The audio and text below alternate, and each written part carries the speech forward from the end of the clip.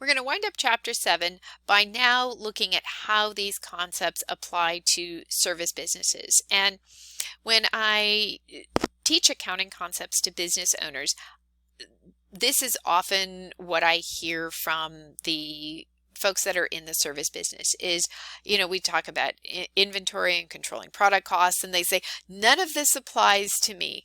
I'm in a service business. And as a matter of fact, it actually does apply. So we've got Blue Sky Airlines here. And what do they sell? They obviously sell flights. You're not going to have like an inventory of flights in a warehouse. And once the plane leaves, if there's nobody in the seat, that's it. So here are the costs associated with Blue Sky Airlines. They've got some food and beverage, fuel, they rent some things, and they've got some selling and wages and other expenses. So as with the product-related companies, we're going to classify our costs as fixed or variable based on how it relates to the activity. So Blue Skies uses the activity-based number of passengers for food and beverage, because that's who's eating it, as well as for their selling expenses. But in terms of fuel, using miles flown is a more accurate metric to use when we're talking about that expense, because the number of people doesn't relate well. And so we've got Blue Sky with a $19,238,000 revenue for the month ended April 30th.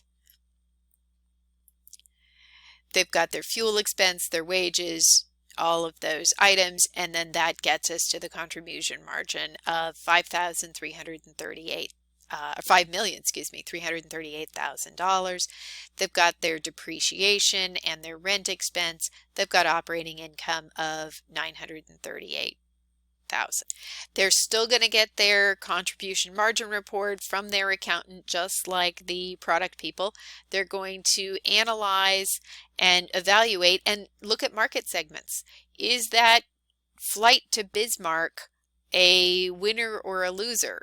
And just based on industries, this is the way that these industries could look at their market segments.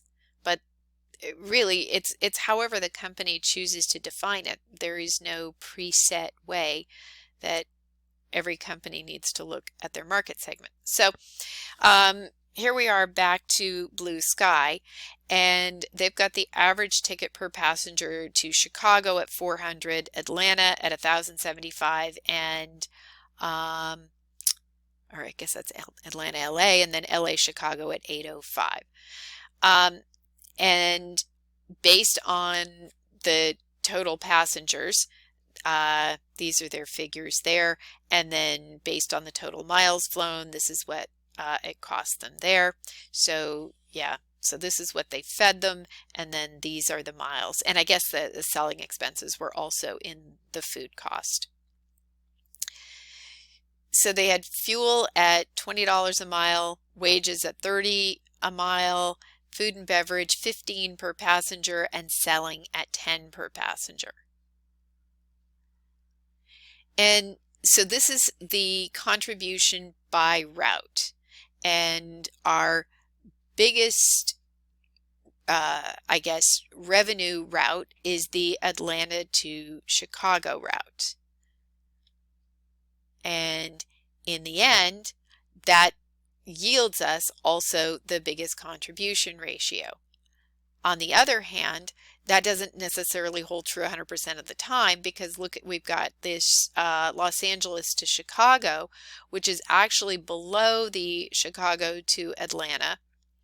But despite the fact that our revenue is less, this Chicago to Atlanta is doing more for us in terms of our contribution ratio than the Chicago Atlanta, that's bringing in more revenue from a top line dollar standpoint.